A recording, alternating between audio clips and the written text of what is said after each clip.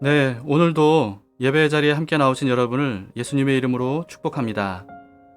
오늘 은혜를 통해서 하나님께서 우리에게 말씀하시고 우리의 기도에 귀를 기울여 주시고 또 우리의 예배를 기쁘게 받으실 줄 믿습니다. 우리를 향한 변치 않는 주님의 사랑을 기억하면서 우리 함께 찬양 드립시다.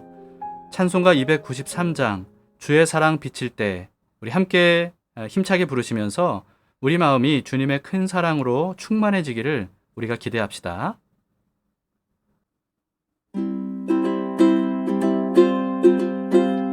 주의 사랑 비칠 때의 기쁨 오네 근심 걱정 물러가고 기쁨 오네 기도하게 하시며 희미한 것 물리쳐 주의 사랑 비칠 때 기쁨 오네 그 큰 사랑 내 맘속에 충만하게 비칠 때에 찬송하네 그 큰 사랑 내 맘속에 화평함과 기쁨 주네 그 큰 사랑 주의 사랑 비칠 때에 이 세상은 아름답고 활기차게 다 변하네 화평 중에 내 영혼 영광스런 새 생명 다시 찾게 되었네 그 큰 사랑 그 큰 사랑 내 맘속에 충만하게 비칠 때에 찬송하네 그 큰 사랑 내 맘속에 화평함과 기쁨 주네 그 큰 사랑 주의 사랑 비칠 때에 이 세상은 어둠 슬픔 중한 짐이 다 사라져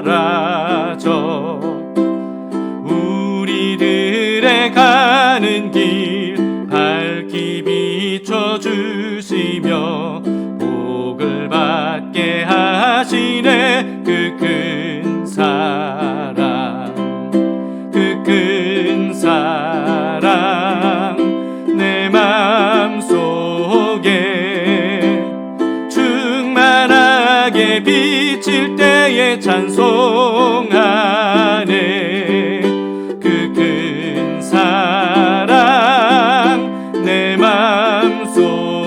맘속에 화평함과 기쁨 주네 그 큰 사랑 주의 사랑 비칠 때의 그 광채가 찬란하게 우리 둘러 비치겠네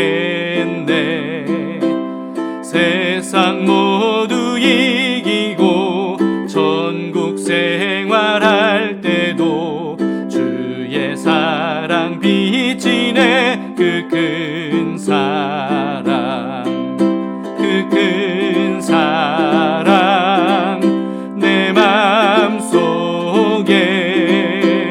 충만하게 비칠 때에 찬송하네 그 큰 사랑 내 맘속에 화평함과 기쁨 주네 그 큰 사랑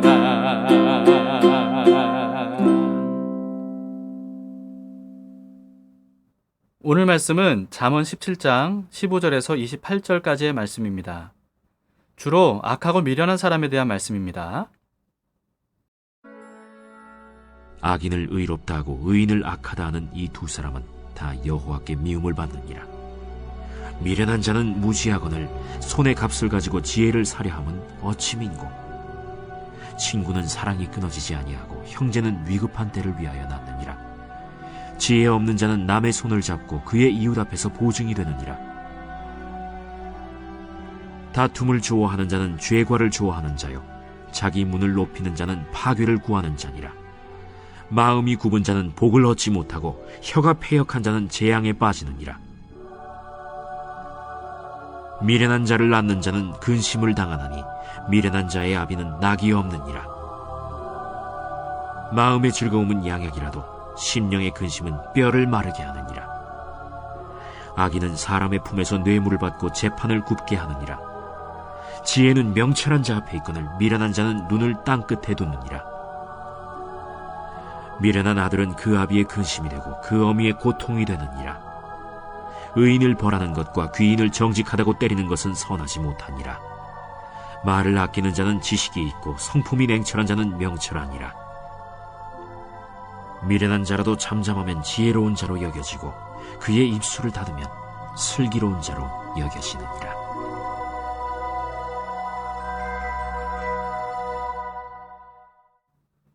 차례대로 한 구절씩 보겠습니다. 15절을 보시죠. 악인을 의롭다 하고 의인을 악하다 하는 이 두 사람은 다 여호와께 미움을 받느니라. 사탄은 선과 악, 죄와 의를 구별하지 못하도록 뒤섞어 놓고요. 우리를 속입니다. 그러나 하나님은 어떻죠? 이 둘을 분명하게 규정하시고 섞이지 못하게 구별해 놓으셔요. 그리고 미워하며 멀리해야 할 것이 무엇인지, 사랑하며 가까이 해야 할 것이 무엇인지를 우리에게 확실히 알려주시죠. 하나님께 속한 의인은요, 하나님께서 정하신 기준을 따라서 분별하면서 악과 죄를 멀리하고 선과 의를 추구하죠. 그러나 반면에 악인은요, 악을 선하다 하고 죄를 의라 하면서 자기 행위를 정당화합니다. 누가 맞는지는요, 하나님께서 확정해 주실 날이 반드시 올 거예요. 특히나 공정하지 못한 재판은 분명한 악이라고 말씀하셔요. 23절을 보시면 악인은 사람의 품에서 뇌물을 받고 재판을 굽게 하느니라. 또 26절도 보시죠. 의인을 벌하는 것과 귀인을 정직하다고 때리는 것은 선하지 못하니라. 이와 같이 자신의 사리사욕을 채우느라 무죄한 사람에게 죄를 뒤집어 씌우는 형사나요, 악인을 의롭다고 주장하는 변호사나 또 의인을 악하다고 주장하는 검사나 한쪽으로 치우쳐서 판결하는 부패한 판사 모두 다 하나님의 심판을 면하지 못하게 될 겁니다. 그러므로 하나님의 공의로운 심판을 믿으면서 무엇이 선인지 의인지 무엇이 악인지 죄인지 하나님께 우리는 배워야 되고요. 또 그것을 기준 삼고 살아야 됩니다. 그 다음 16절을 보시겠습니다. 미련한 자는 무지하거늘 손에 값을 가지고 지혜를 사려 함은 어찌 민고. 이게 좀 번역이 애매하게 되어 있는데요. 다른 번역 성경들은 대부분 미련한 사람은 돈이 있어도 지혜를 사려고 하지 않는다라고 하는 의미로 번역을 했습니다. 즉 지혜를 얻으려고 하지 않기 때문에 아무리 많은 돈을 가지고 있어도 그 돈이 무용지물이라는 뜻이죠. 24절에 비슷한 말씀이 있습니다. 지혜는 명철한 자 앞에 있거늘 미련한 자는 눈을 땅끝에 두느니라. 명철한 자에게는 지혜가 바로 앞에 있지만 미련한 자에게는 지혜가 너무 멀리 있는 것처럼 여겨진다는 뜻이죠. 등잔 밑이 어둡다라고 하는 속담과 같이 지혜는요, 의외로 굉장히 가까이 있습니다. 그런데도 지혜를 얻지 못하는 이유가 뭘까요? 지혜를 얻는 것에 별 관심이 없고 아무런 노력도 하지 않기 때문입니다. 관심을 가지고 조금만 노력해도요, 하나님의 지혜가 얼마나 가까이 있는지를 우리는 쉽게 발견할 수 있어요. 특히나 오늘날에는 성경을 얼마나 쉽고 간편하게 볼 수 있습니까?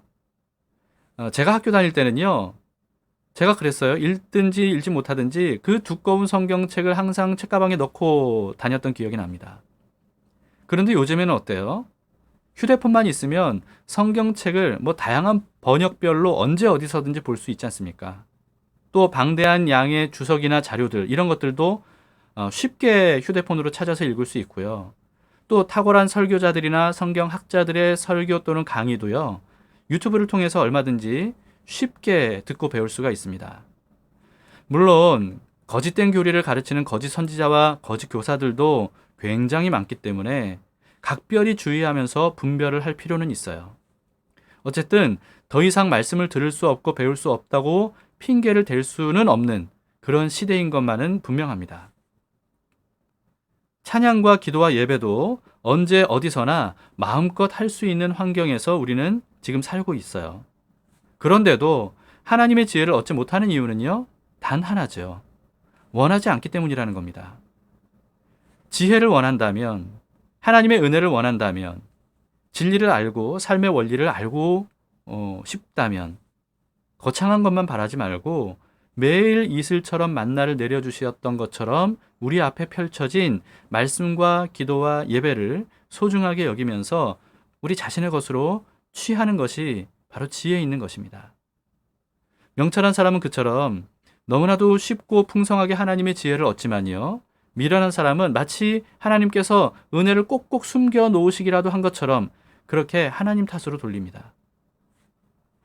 그 다음 17절을 보십시다. 친구는 사랑이 끊어지지 아니하고 형제는 위급한 때를 위하여 낳느니라. 언제나 변함없이 사랑해주는 사람이 진정한 친구이고 위급한 때 도와주는 사람이 진정한 형제다라고 하는 말씀 아니겠습니까? 여러분에게는 그런 친구, 그런 형제가 있습니까? 그보다 더 중요한 질문은 여러분은 그런 친구, 그런 형제가 되어주고 있습니까? 누군가에게 그런 친구와 그런 형제가 되어주는 사람이 곧 예수님을 닮은 사람이죠. 예수님은 이렇게 말씀하셨어요. 요한복음 15장 14절 15절에서요. 너희는 내가 명하는 대로 행하면 곧 나의 친구라. 이제부터는 너희를 종이라 하지 아니하리니 종은 주인이 하는 것을 알지 못함이라. 너희를 친구라 하였노니 내가 내 아버지께 들은 것을 다 너희에게 알게 하였습니다. 예수님께서 제자들을 그리고 우리들을 친구로 삼아주셨다고 말씀하고 있습니다. 그런데 이 말씀 바로 전에 이런 말씀을 하셨어요. 요한복음 15장 13절인데요. 사람이 친구를 위하여 자기 목숨을 버리면 이보다 더 큰 사랑이 없나니. 예수님은요, 그냥 친구가 아니라 대신 목숨을 버려줄 정도로 사랑하는 친구가 되어주신 겁니다. 세상에서의 친구는 가깝게 지내다가도 멀어지기도 하고 또 심지어는 절교하기도 하죠. 그러나 예수님은 우리를 위해서 대신 죽어주실 정도의 큰 사랑이 항상 변치 않는 그런 분입니다. 예수님보다 좋은 친구는 그 어디에도 없어요. 그리고 또 예수님은 이렇게도 말씀하셨습니다. 마가복음 3장 35절을 보시면 누구든지 하나님의 뜻대로 행하는 자가 내 형제요 자매요 어머니이니라. 예수님은 하나님의 뜻 안에 거하는 우리와 혈육보다 더 깊은 관계를 맺어주신 분이라는 겁니다. 여러분, 혈육보다 더 깊은 관계가 있을까요? 있다는 거예요. 혈육은 이 생이 끝나면 끊어지는 관계 아니겠습니까? 그러나 예수님은요, 이 생이 끝나면 오히려 더 깊어지는 영원한 관계를 맺어주신 분입니다. 혈육 정도가 아니라 예수님은 우리와 하나로 합하시려고 우리에게 임마누엘로 오신 분이세요. 바울은 이렇게 말했습니다. 로마서 6장 3절 4절에서요. 무릇 그리스도 예수와 합하여 세례를 받은 우리는 그의 죽으심과 합하여 세례를 받은 줄을 알지 못하느냐. 그러므로 우리가 그의 죽으심과 합하여 세례를 받음으로 그와 함께 장사되었나니 이는 아버지의 영광으로 말미암아 그리스도를 죽은 자 가운데서 살리심과 같이 우리로 또한 새 생명 가운데서 행하게 하려 함이라. 둘이 하나가 되는 부부관계조차 예수님과 그리스도인의 연합을 부분적으로 보여주는 그림자에 불과합니다. 지극히 높으신 창조주 하나님께서 피조물에 불과한 우리와 연합하시려고 성육신하시고 십자가에서 죽으시고 부활하신 것을 생각하면 도대체 얼마나 사랑하시길래 그러실까? 이런 생각이 들지 않습니까?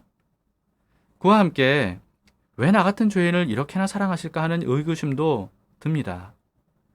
예수님의 사랑은요, 그 어떤 친구나 형제나 심지어 부모의 사랑과도 비교할 수 없는 정말 초월적인 사랑이에요. 그러므로 예수님의 사랑만큼은 절대로 의심하지 마시기 바랍니다. 그리고 우리도요, 누군가에게 그런 친구와 형제가 되어줄 수 있길 바라요. 그러면 우리를 통해서 그 사람도 진정한 친구와 형제가 되어주신 예수님을 만나게 될 겁니다. 그런데 진정한 친구와 형제가 이런 존재라고 하면서도 뒤이어서 그럼에도 보증만큼은 서지 말라 이렇게 또 한 번 더 경고합니다. 18절을 보세요. 지혜 없는 자는 남의 손을 잡고 그의 이웃 앞에서 보증이 되느니라. 보증을 서주는 것은 지혜도 아니고 사랑하는 것은 더욱 아니라고 가르쳐 주시는 것 같지 않습니까? 그 다음 19절입니다. 다툼을 좋아하는 자는 죄과를 좋아하는 자요 자기 문을 높이는 자는 파괴를 구하는 자니라. 자기 문을 높이는 자는 파괴를 구하는 자라라고 하는 이 말씀의 뜻은요, 쉽게 말하자면 자기를 위한 왕국을 건설하려고 하는 사람은 오히려 무너질 것이다 라고 하는 그런 뜻입니다. 자기를 위한 왕국을 건설하는 사람, 이런 사람은요 마치 파멸당하고 싶어서 안달난 사람과도 같다라고 하는 역설적인 표현이에요. 바벨탑 사건이 생각나지 않습니까?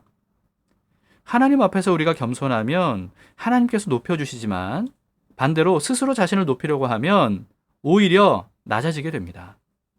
오직 하나님을 의지하면 아무도 위협할 수 없는 견고한 산성에 거하는 것과 같지만 스스로 견고해지려고 하면요 오히려 무너지고 말아요.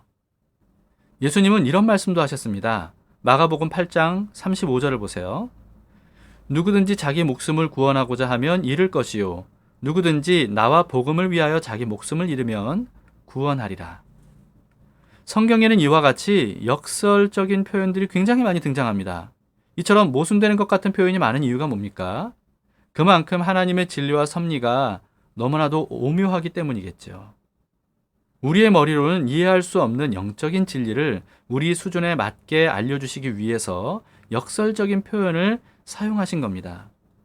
그런 말씀들은 머리로 이해하려고 하기보다는요, 믿음으로 이해하려고 해야 돼요. 이해가 되면 믿겠다고 하면 이해하지 못하고 믿지도 못합니다. 그러나 하나님을 믿으면요, 이해가 안 되던 말씀들이 이해가 되기 시작돼요. 그런데 참 이것도 역설적이지 않습니까? 결국 하나님의 진리와 섭리를 깨닫는 지혜는 우리의 두뇌에서 나오는 것이 아니고요, 하나님에 대한 믿음에서 나오는 것입니다. 오늘은 시간상 본문의 전반부만 다뤘어요. 여러분 다루지 않은 후반부는 여러분이 직접 다 읽어보시고 꼭 한 절 한 절 묵상해 보시기를 바랍니다. 오늘은 하나님과의 관계에 대해서 중점적으로 다루었던 것 같습니다. 특히나 예수님께서 나와 같은 죄인을 친구와 형제로 삼아주신 것, 여러분 이걸 생각해 보면 얼마나 감사합니까? 그런 의미에서 나와 같은 죄인들의 친구, 이 찬양을 부르시면서 예수님의 영원히 변치 않는 사랑에 대해서 우리 감사하면서 찬양을 드립시다.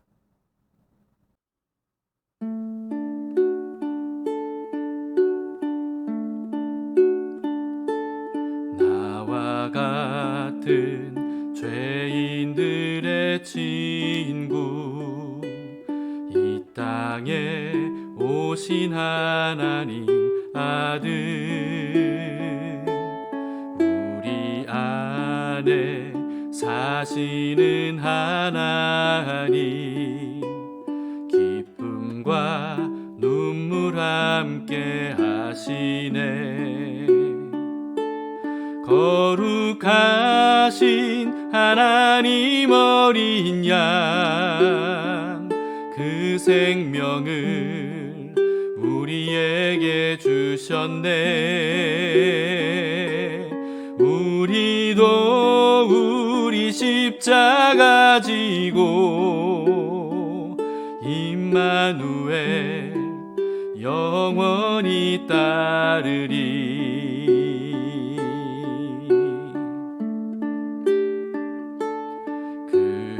그분은 고아들의 아버지, 과부와 나그네의 하나님, 가난한 자의 외침 들으시며 고통받는 자녀들 품으시네. 거룩하신 하늘의 아버지, 이 세상을 이처럼 사랑하사 그 아들 우리에게 주셨네. 할렐루야, 영원히 찬양해.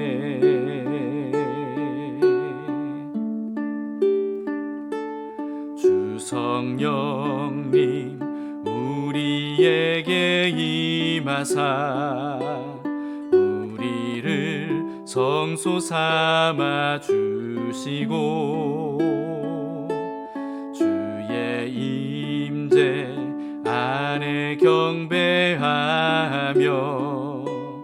하늘 뜻 행할 힘을 주시네. 거룩하신 우리 주 성령님,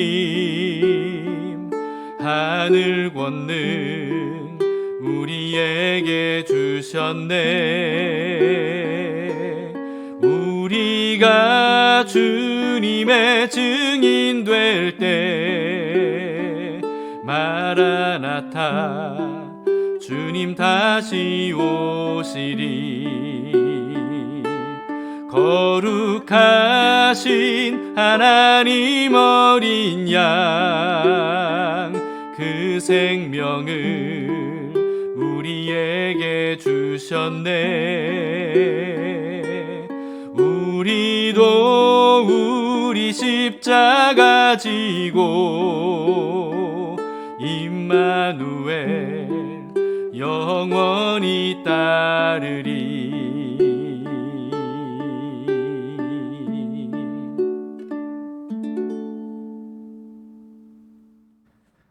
함께 기도하시겠습니다. 좋으신 주님, 우리에게 가장 좋은 친구요, 형제가 되어주셔서 감사합니다. 우리의 수준까지 낮아지시려고 하늘보좌를 버리시고 이 땅에 오셔서 임마누엘로 우리의 친구와 형제가 되어주신 주님, 가까이 계신 주님임에도 불구하고 때로는 우리가 너무나도 멀리 계신 것처럼 느껴질 때가 많이 있습니다. 그러나 이제부터는 우리의 느낌을 믿지 않겠습니다. 가까이 있겠다고, 함께 있겠다고 약속하신 주님의 약속을 믿고 오늘도 주님 앞에 나아갑니다. 그래서 주님으로 인하여서 지혜 있는 삶이 되게 하시고 거룩하고 아름답고 귀한 삶으로 살아갈 수 있도록 우리를 이끌어 주시옵소서. 오늘도 우리가 의지할 분은 오직 주님밖에 없습니다. 어디서 누구를 만나든지 무슨 일을 하든지 주님께서 우리 안에 계심을 기억하며 주님과 함께 더불어 오늘 하루 잘 살아갈 수 있도록 인도해 주시옵소서. 예수님 이름으로 기도합니다. 아멘. 네, 감사합니다. 자, 오늘도 두 가지 기도 제목으로 함께 기도합시다. 우리의 친구와 형제가 되어주신 예수님께 감사하는 기도를 드리도록 합시다. 그리고 우리 역시 가난한 사람과 어려움에 처한 사람의 친구와 형제가 되어줄 수 있도록 우리의 마음을 예수님의 사랑으로 채워달라고 그렇게 기도했으면 좋겠습니다. 그리고 두 번째는요, 담길교회 부흥과 성장을 위해서 기도해 주시기 바랍니다. 말씀과 기도와 성령으로 충만하게 해주시고 또 모든 성도들이 예수님의 사랑으로 서로 사랑하고 또 교회를 사랑하고 또 모이기를 즐거워하고 또 복음을 즐겁게 전하는 그런 교회가 될 수 있도록 기도해 주시기를 바랍니다. 자, 오늘도 우리 가까이 계신 주님을 바라보도록 합시다. 멀리 계시지 않습니다. 손만 뻗으면, 그분의 이름을 부르기만 하면, 우리 마음에 그분의 생각을 품기만 하면 주님께서 가까이서 우리에게 응답해 주시고 우리의 삶을 복되게 인도하시리라 믿습니다. 오늘 하루도 그런 삶이 되도록 축복합니다.